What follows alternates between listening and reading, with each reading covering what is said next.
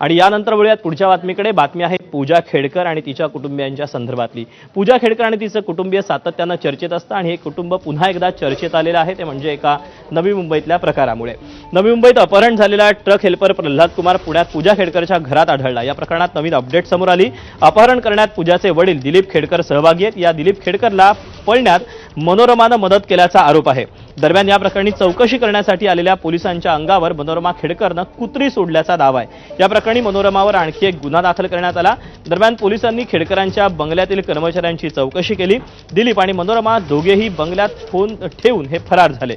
या दोन्ही फोनचं शेवटचं लोकेशन बंगल्यातच आढळलेलं असून पुढचा शोध घेतला जातो। या प्रकरणात पोलिसांनी पूजाचा जुना फोन हा ताब्यात घेतला आहे।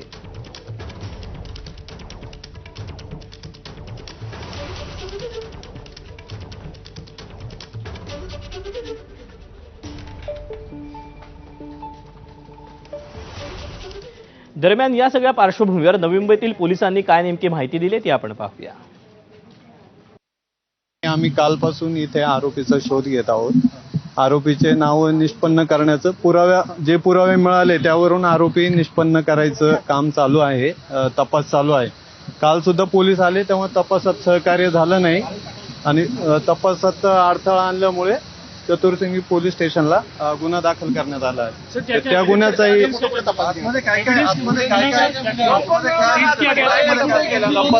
तपास चालू आहे। आज आरोपी नाही।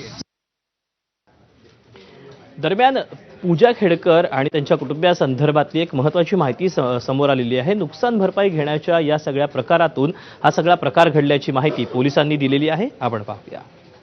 तपासामध्ये आमची टीम पथक पुणे शहरामध्ये चतुर्शृंगी पोलीस स्टेशनच्या हद्दीमध्ये तपासाला गेलं असता जी गाडी आहे ज्या गाडीतून अपहरण करण्यात आलं होतं ती गाडी नॅशनल हाऊसिंग सोसायटी या ठिकाणी आम्हाला मिळाली आणि ते जे घर होतं ते त्या घरी गेलं असता त्या ठिकाणी तपास पथकाला तेथे राहणारे जे मनोरमा खेडकर होते यांनी विरोध केल्यामुळं त्याच्यावर सुद्धा चतुर्शृंगी पोलीस स्टेशन येथे गुन्हा दाखल करण्यात आलेला आहे।